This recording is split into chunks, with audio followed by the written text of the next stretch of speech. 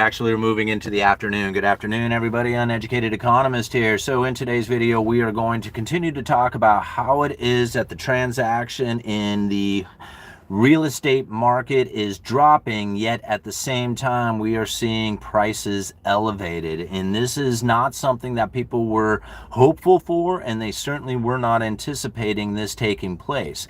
And a lot of times as we go through the information trying to understand what it is that's actually happening here, many times people end up putting themselves in a position in which that they believe that there is going to be some sort of environment that is going to bring them the opportunities that they are just so desperately looking for, mainly people waiting for the house prices to drop or for there to be a more accommodating position for them to borrow the money in order to buy a house. And these things are not really coming very easily to the housing market, and it doesn't appear that things are going to be changing anytime soon.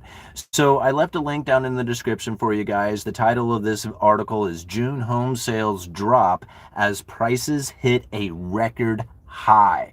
This is very different from what a lot of people are anticipating or thinking or hearing out there. So it goes on to say this: sales of previously owned homes in June fell 2.7% from May to 3.93 million units on a seasonally adjusted annualized basis, according to the National Association of Realtors. Analysts had expected a drop of just 0.7%.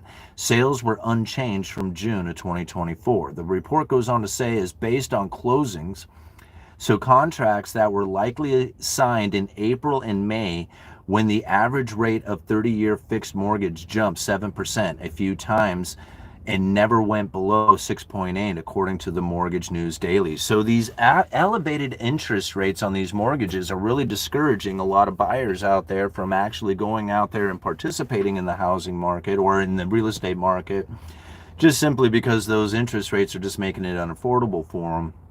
It goes on to say this: high mortgage rates are causing home sales to remain stuck at a cyclical low, or cyclical lows, said Lawrence Yon, chief economist for the NAR, in a release, quoting, if the average mortgage rate rates were to decline to 6%, our scenario analysis suggests an additional 160,000 renters would become first-time homeowners and alleviated sales in elevated sales activity from existing homes. Now, this is absolutely like actually kind of mind-blowing when you think about it. Like, all of a sudden 160,000 renters would instantly become available homeowners, right? Or available to become homeowners. Like the interest rates would make it possible for them. And I think to myself, is there enough inventory out there to supply a huge demand of people all of a sudden coming into the market? I mean, if the prices are already unavailable to them, the lowering of interest rates isn't going to lower the prices of these homes, right? Most likely, if the interest rates come down, more people participating in taking out mortgages is going to cause the house prices to go up, right? More people participating, more demand, less supply-demand imbalances. It just makes sense, right? Now, at the same time, we have builders who are very discouraged. So if their homes aren't selling, right, then why would the builder come in? Right? Like, this is one of the things that I have been trying to suggest for people to follow more than just about anything out there, is to look at home builder sentiment on buyer traffic. If you look at home builder sentiment on buyer traffic, it actually declined again in July. Anything below 50, it's an index that is based on a 50, right? If anything above 50 is positive, anything below 50 is negative. The home builder sentiment index is somewhere around 20. It went from 21 to 20. It's diminishing. It's falling. If you are a builder who is speculating in this market thinking, okay, if I go and put a house together right now, am I going to be able to sell that? Because that's my product. I mean, if I'm going to eat, if I'm going to make money, if I'm going to pay my bills, I need this house to sell. If I put together the project, assemble it, put it out there on the market for sale, and then only to find that there is nobody coming to buy it, how likely am I going to go and build more homes? I mean, just think about it in this fashion. Like, if you are a builder, just forget about all the rest of the stuff out there. You're a builder. You put houses together for the purpose of making money. And you go and put a product together only to find that the customer isn't there. Like, there's nobody coming to buy the house. The buyer traffic has completely diminished to a very negative view for the builder to look at. Like, they're not interested in putting a house together for nobody to show up to buy. So as we have this continuing into the market, what do we expect to come to the inventories, to the inventory level? Right? Not a lot. New home construction is diminishing. At the same time, there is more people who are coming every single day to add to the population of people who want to buy a home. Every day that there is less new homeowners coming to buy, that is building the pool of demand. Even though you may not see it because their capabilities aren't there, doesn't mean that they don't exist. The moment that the interest rates come down, those people are going to jump up and say, hey, I'm part of the demand. Meanwhile, the supply, the people who are putting the supply out there, they're backing away. They're saying, sorry, we're not going to supply if we don't have a buyer. So you see what's happened here is now the inventory is going to get diminished due to the fact that the builders are not wanting to jump into the game so long as the buyer isn't there. If you can look and see for just a moment that there is a hot real estate market taking place right now. Do you know where it's at? It's in homes that are going up to $1 million. See, it's the low priced homes that are diminishing. Houses that are selling for 100,000, 200,000, they hardly exist. Why would they sell? Why would you find a lot of those ones selling when they simply don't exist? And now here you have the first-time home buyer, the average American, who is saying, hey, my job isn't enough. Like, I have 20% down. I have good credit, but I don't have a job that meets the qualification to buy this expensive home. So now you have a situation in which that only the top household incomes are buying homes. And this is evident when you look at how many $1 million sales or $1 million homes that are selling, and that number is increasing. See, the transactions are happening up at the higher end. Those are the people who are participating in the real estate market. And if you actually go and look, these are the same people who are participating in the entire economy. The top 10% of household incomes is doing 50% of the consumption. You think about that, the top 20% of household incomes does something like 70% of the consumption. When people say or use the term, how is it that anybody's going to afford any of this stuff? Where is it in the economy are you fitting in? If you're in the bottom 80% doing 30% of the consumption, you're almost irrelevant. And it's sad. I don't like seeing it. I don't like saying it outright. It's not something that I have like this pleasurable experience when I go and I research and I discover this, but it is something that is definitely taking place. So as we have to figure out what it is that we need to do in order for us to provide ourselves with the best economic outcome, we have to own it for ourselves. We have to take this information and internalize it for ourselves in order to figure out what it is that we need to do, because there's nobody coming. The builders aren't coming to provide more inventory, and it doesn't appear that there's going to be a dropping of interest rates of any kind of significance that's going to change anybody's position in what it is that they can do as far as it being able to acquire real estate. And even if they did, the demand would increase so much that the supply not being available would not provide any better of an opportunity. Tell me, where is it going to come from? All right? Where is it going to come from? You can just you can try and pretend and wave a magic wand and say, oh, all these builders are just going to come jumping out of the woodwork to be able to provide cheap homes for all these people out there who want one. Really? I mean, where is it you're going to find that? As people think about the greedy builders and they deserve to be punished for selling their houses for too much, they go out of business. And then they don't come back. And then people wonder why it's so expensive to hire a builder, why it's so difficult to find a builder. And then on top of it, the builders who are working, they're nationwide major home builders. They're not like the mom and pop guy anymore, not like they used to be. Well, I mean, they are there, but they're diminishing. They're falling away.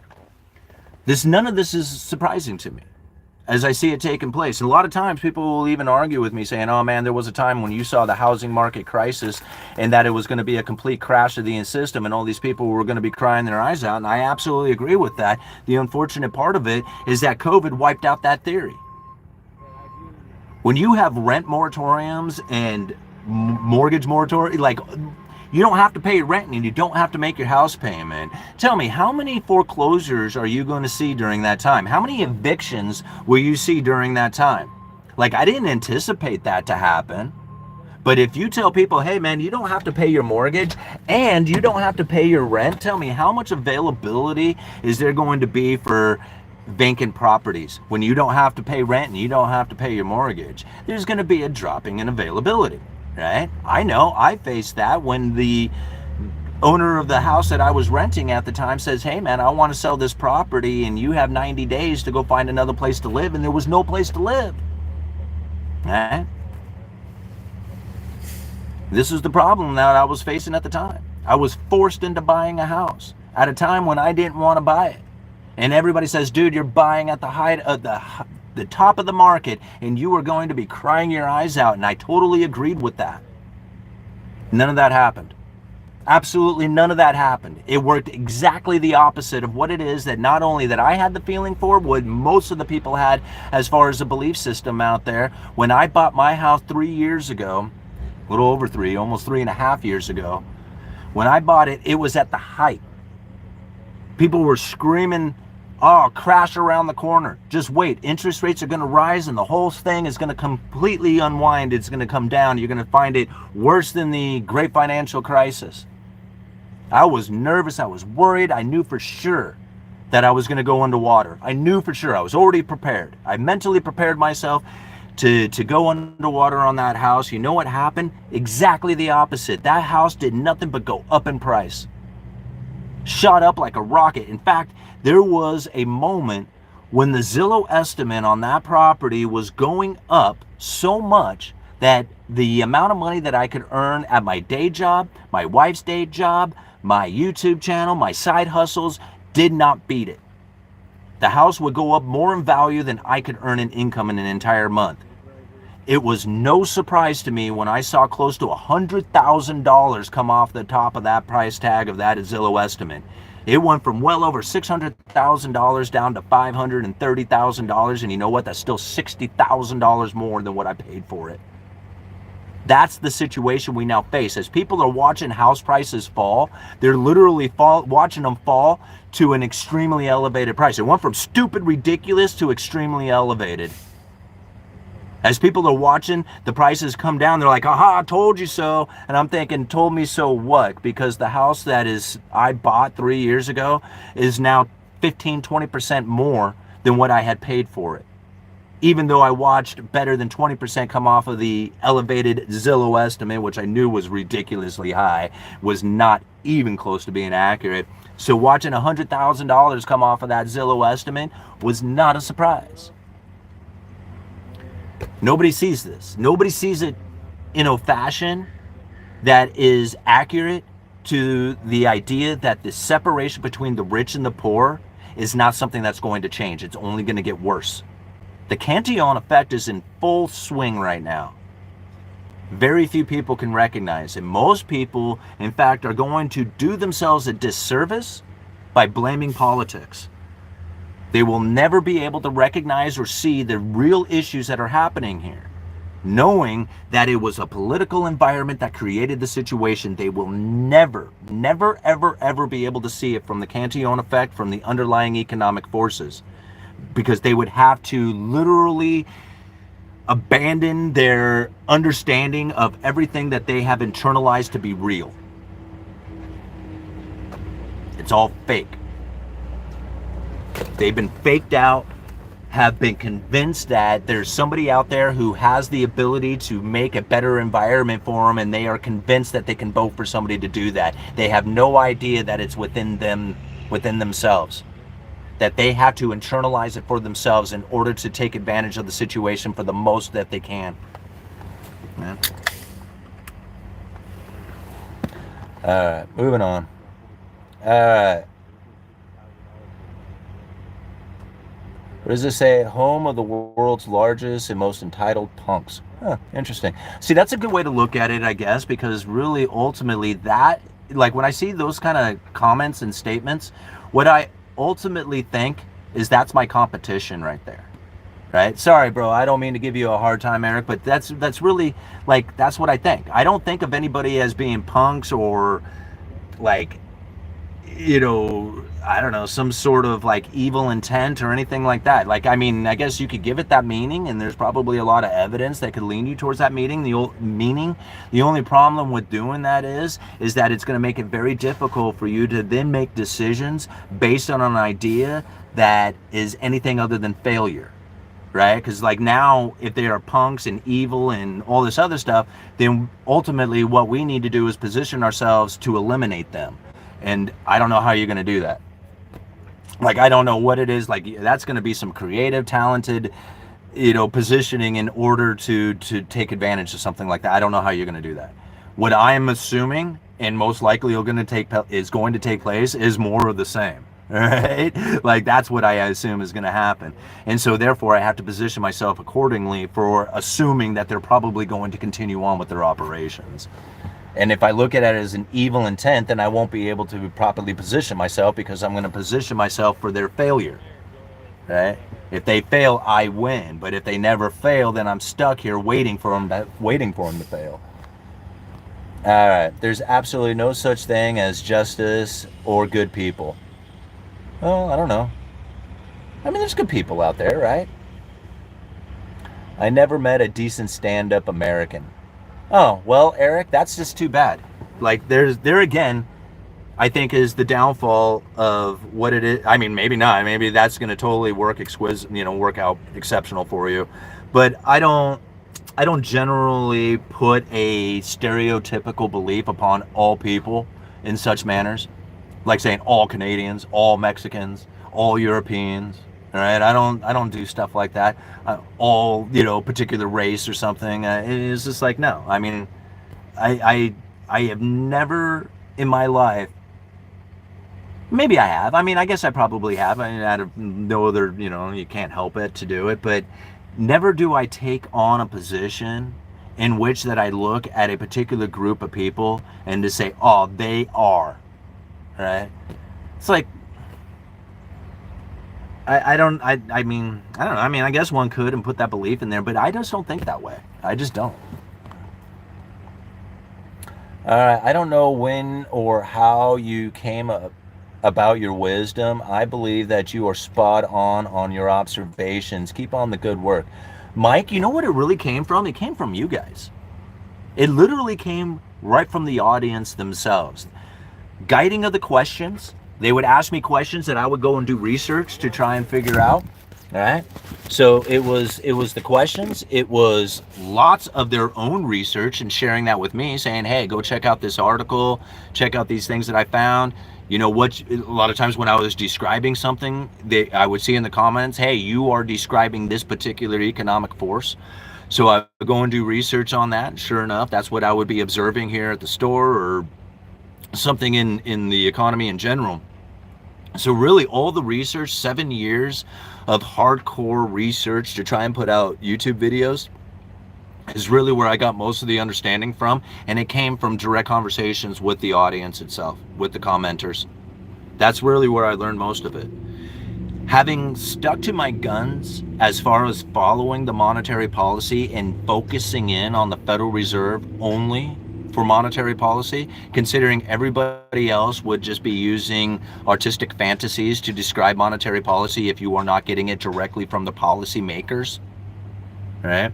I mean, if you're trying to get information about monetary policy from anybody other than the policy makers themselves, then you are getting artistic fantasies, right?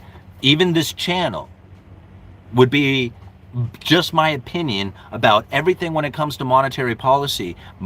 What I feel that I give you the advantage for or with is by sharing the links down in the description so that you can go read those links for yourself, form your own opinion, then use my opinion to then form your belief systems or whatever other things that you're studying and researching out there. That is how you figure this stuff out for yourself. Really. Like, I mean, I can share with you all this information all day long and all my beliefs and everything else, but it may not necessarily be the appropriate position for you to take until you have actually done the research yourself from following the links that I have provided. Like, every single video has links down in the description. Where it is that I got the information and how it is that I have formed the opinion that I do, I always provide you with that so that you can take it and form your own opinion, because you may disagree with me. Right? Like, you may totally disagree and say, hey man, that doesn't work for me, not in this fashion, but I like the information because now I can use that to form a different opinion. Thank you. Like, that's what it's all about. That's exactly what I'm looking for people to do. Let me plug my phone in here real quick. Stay there. Uh-oh. Stay. All right. How much time do we have here? We got a few more minutes yet. All right. Uh-oh. Back up there. There we go. Stay. Ah, come on. My phone doesn't want to stay. All right. Well, I'll just hold it like this. Okay, let's go down here. All right. We got $49.99. Oh my gosh. Wow. For Young Lee, thank you so much for the major super chat sticker, man. That is super generous of you, man. Thank you. All right, Deja Vu, what do you believe the true underlying distraction is? The true underlying distraction. Like, you think like this whole thing is just a fabricated illusion to distract you? Is that, like, I'm just trying to understand. I mean, I'm a little confused by the question, Deja Vu. Because if you're asking me if there is a distraction taking place, then I would definitely say the distraction, if there is any, is Powell himself. Like, he's the major distraction, and it's not him distracting the people, it's people's opinion about Powell that is the distraction. Like, all this conversation, all this talking and, you know, hypothetical belief of what would happen if he was fired or removed from office or all this other stuff, that right there is the biggest distraction. None of that has any kind of relevance to the economy, to the monetary policy, to the changing of what's going to come in the future. Nothing, literally nothing changes except for the voice that you would hear communicating about the FOMC. That would change because that's Jerome Powell. He's the voice of the FOMC. He's not a decision maker. He doesn't do anything like that. So as far as I'm concerned, like, he does decision making for his own vote, like his research, his, you know, stuff like that. But when it comes to monetary policy, it comes down to 19 people. He's one of them, right?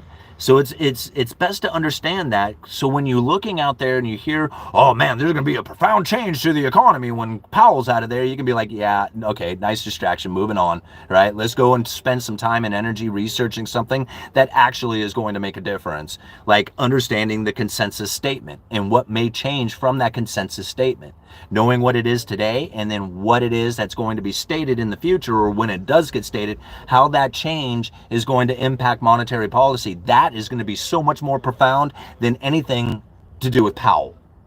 Like, Powell would be 1%, and the consensus statement and the changes to it would be 99% of the difference with monetary policy.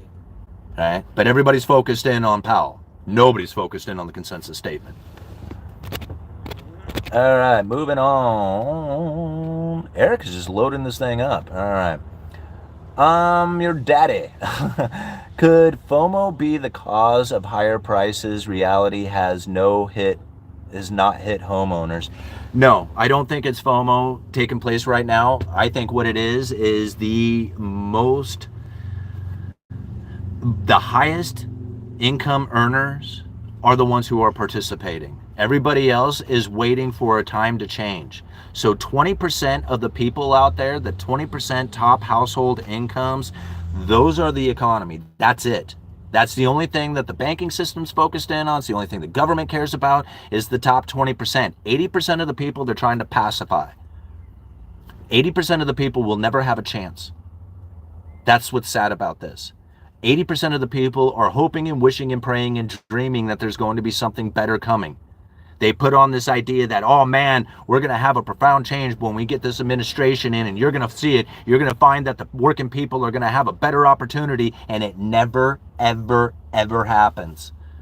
Not in my entire life. I've been hearing this promise from politicians my entire life. It has done nothing but get worse and worse and worse.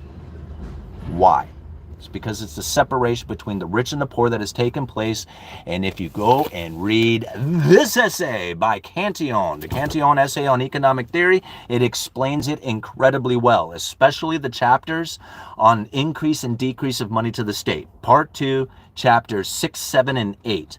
It is probably some of the best information that you could ever possibly internalize. You can get this essay for free at the Mises Institute. Just type in Cantillon essay on economic theory. It should pop up right away in your Google search. Go and read that essay, especially those 3 chapters. Part 2, chapters 6, 7, and 8. Right? Increase and decrease of money to the state, and you will have a much better understanding of why it is that we are facing the problems we are facing today.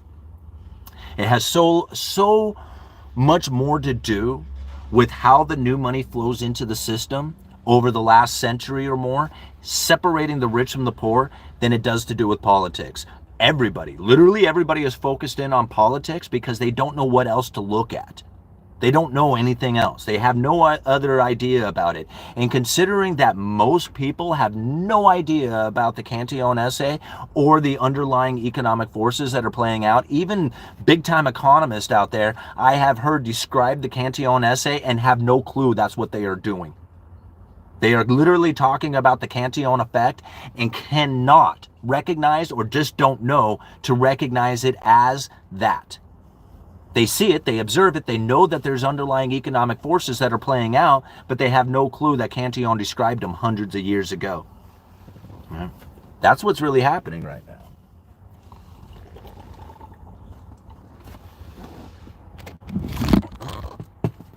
Oh, better. All right, how much time do I have got left here, guys?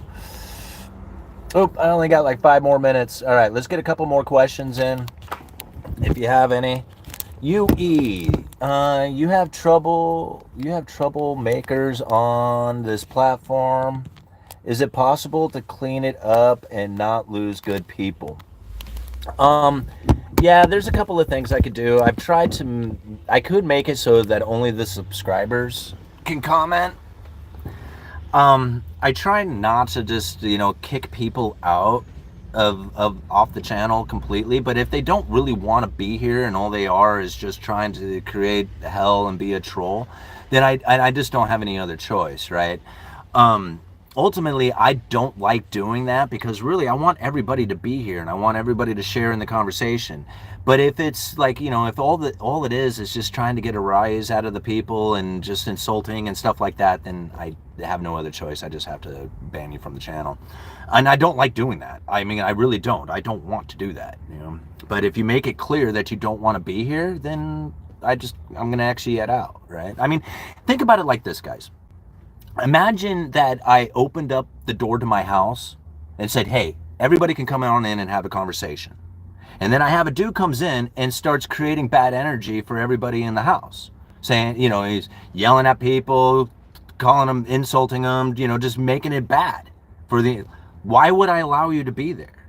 I don't understand. Like, am I forced because I opened the door and allowed people to come in that now I have to force and deal with your energy and your bad behavior? Of course not, right? I can X you out the door and say, please don't come back.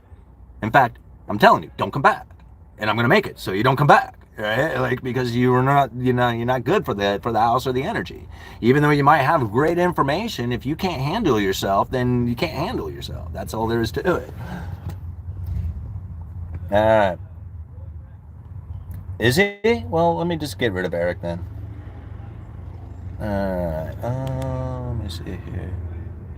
Here, I'll just put user in timeout. How about that? We'll give him 24 hours of timeout.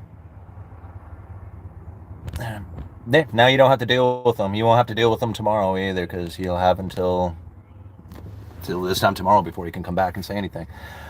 All right, I would say Las Vegas is a better place to work. It's a tourist town. Wages are much higher than all of Arizona. Yeah, I mean, if you're enjoying that sort of environment, like me personally, I cannot imagine anywhere else I would want to live. I love Astoria. It's clean, it's friendly, it's a beautiful place. I mean, my network is here. Everything, like, I love Astoria, and I couldn't imagine living anywhere else. It's stupid expensive to be here, and it's kind of difficult in a lot of ways with, you know, some of the mindsets that are a little different from mine. But, you know, I grew up here, so they're my friends and my family, so it's cool. You know, I mean, I just going to learn to deal with it. But other than that, I can't think of any other place I would want to be. This is it, man. This is my home, and I like it here. Even though there's probably a hell of a lot better places to try and make it at, you know. Gosh darn it, this battery is not cooperating with me. There we go. Okay. I really wish USA relied on cars and replaced them with bikes more. So good for physical and mental health. Well, I kind of agree with that, but I'm gonna say, like, I would never be able to get away. Like, I might be able to take a bus, but where I live, I pretty much need my transportation, and a bike isn't going to cut it. 9 months out of the year, it is dumping rain, and I live too far away from my job to use a bicycle to try and get to work every day. It would be not happening. All right. Have you heard of the book about the Cantillon Effect written by... I haven't. Well, that's interesting, Larry. I'm going to have to look that one up. Bicycling 37 miles a day. Ugh. Can't use a bike in Kansas City to survive. All right, what time is it? All righty, guys. I'm going to call it quits here. Thank you so much for joining in on today's live stream. Simon, do you have any interest in traveling outside the country? Oh, yeah. I mean, I totally would travel outside the country. I mean, I've been to Canada a few times, been to Mexico, been to Jamaica. You know, I mean, I've been to those sort of places, but it was when I was younger. You know, I haven't done a whole lot of traveling, you know, in the last 15, 20 years or so, especially since having the kids. All right, my friend just returned from kayaking on the Columbia River. The Dalles, Oregon, strong currents, she said. Yeah. Yeah, and that's a pretty popular place, the Dalles is. If Trump jails Powell, then everything is on the table. I'm your daddy. I love the name, but bro, that's like, I'm not going to waste my energy, thoughts, or time with anything of that. Even if the Powell was to be put in jail, zero changes about the monetary policy, right? And he's not going to jail unless he had committed some sort of fraud, some sort of like actual fraud to be accused of an illegal activity, that sort of thing. Other than that, it's all a distraction away from what it is that's really happening, and that is going to be the change to the monetary policy. Why don't they talk about the neutral interest rate? Why? I mean, it is absolutely critical for the monetary policy, and yet you never find anybody mentioning it. When Jerome Powell mentions it, it's so brief that hardly anybody even recognizes that he even said anything. Right? But nobody discussed it, right? But I'm thinking, well, how is it that the Federal Reserve is going to position themselves in accordance to the neutral interest rate? Because that is the most important part to understand, and nobody discusses it. Nobody talks about it. And I ask it constantly. It was like, how restricted do you think the Fed funds is right now if you want to cut rates? And people were like, well, it's really restricted. How?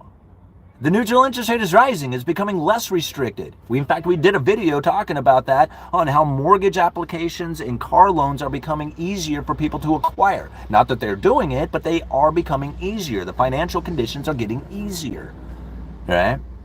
Not that anybody's taking advantage of it, except for maybe, like, you know, the upper 20% that nobody knows anything about, because everybody's looking at the 80% because we're all working class trying to figure out what it is that we need to do.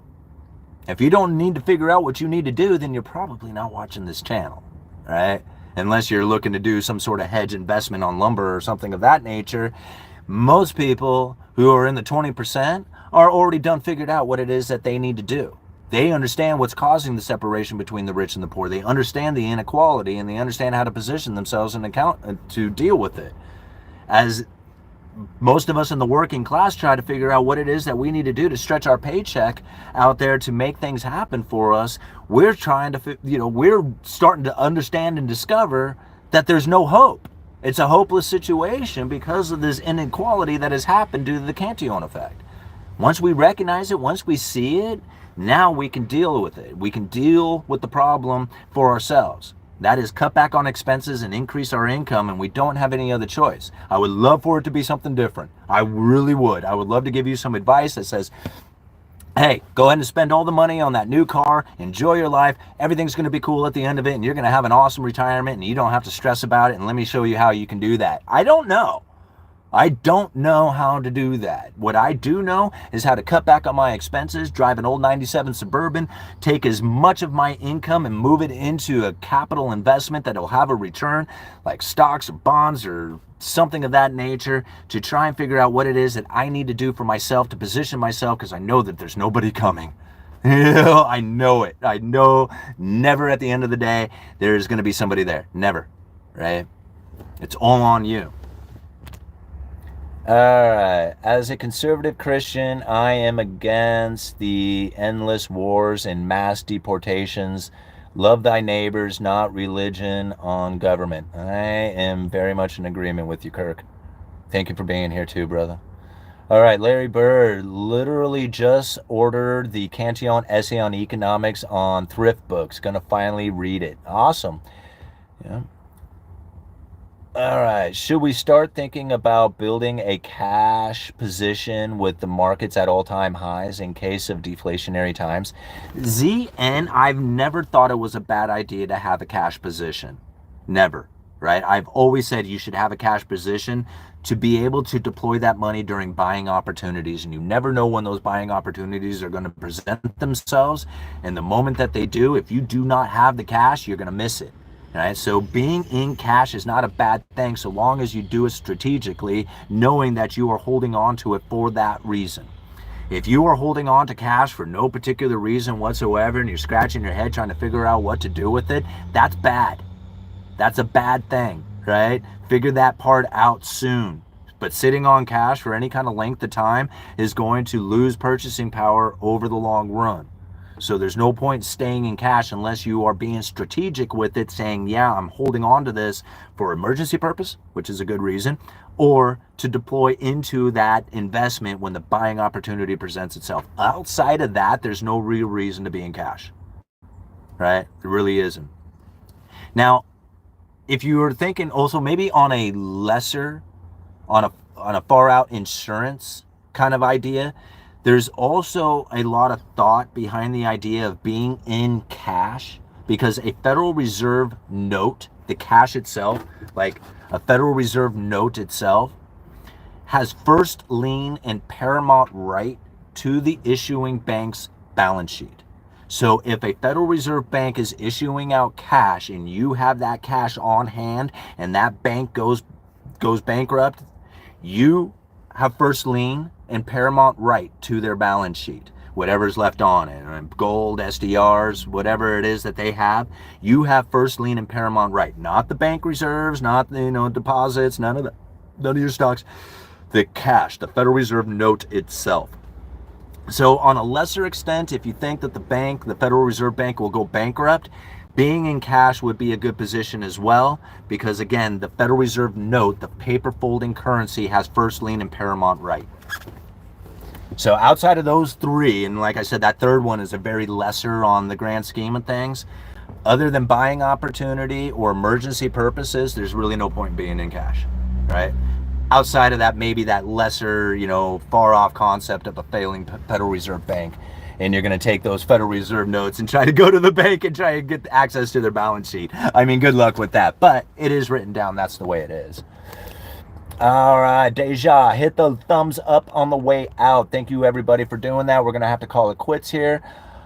I got to go back to work. You guys are awesome. Thank you all for being here. Thank you for all the contributions that you always give to the Uneducated Economist. A $49.99 super chat. Thank you so much for that. It's incredible how you guys are supporting the channel like you do. With the thumbs up, the comments, the sharing of the videos, and all the encouragement. I can never thank you guys enough. Uneducated Economist, you let me know.